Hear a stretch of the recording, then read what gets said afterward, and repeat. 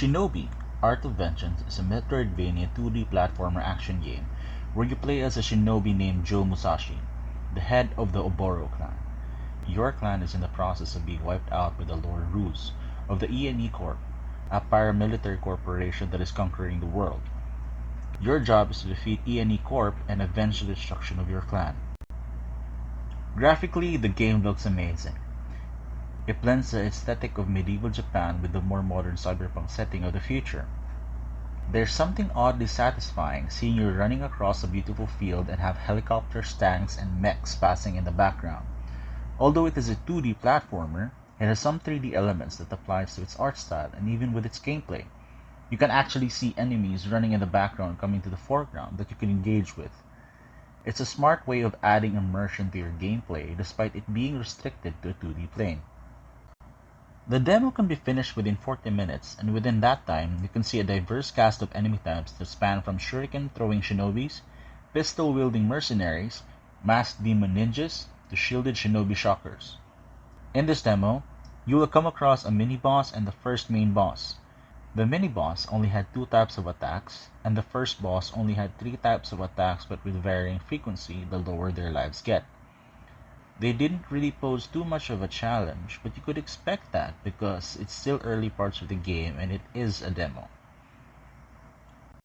What really makes this game interesting is its combat. Though it's not something you haven't seen done in a hack and slash game before, it is definitely fun in how it is implemented. You earn coins defeating enemies and finding treasure chests and loot boxes littered across the map and hidden in secret compartments.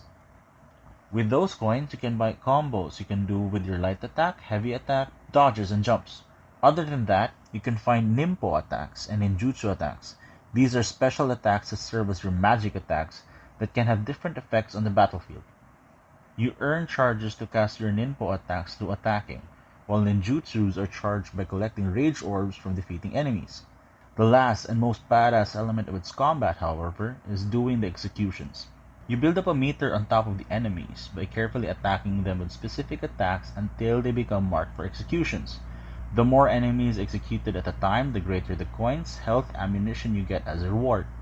So the trick is marking as many enemies as you can without killing them and doing the execution to get the most rewards. The game offers basic means of doing combat, but through its combos, it adds another layer to its gameplay that can keep you challenged and engaged throughout the 40-minute demo experience. This demo is really a good ad for its full release, which is set to release on August 29, 2025. The full price is set at $29.99, and it has a pre-purchase discount of 10%, dropping it to $26.99 until its release. The game has potential, and the demo is really a fun time, and I can't wait to get my hands on it. Did you guys enjoy the video? Please like and subscribe, it really helps me out. And as always, I am Macer, and I'll see you again on my next video.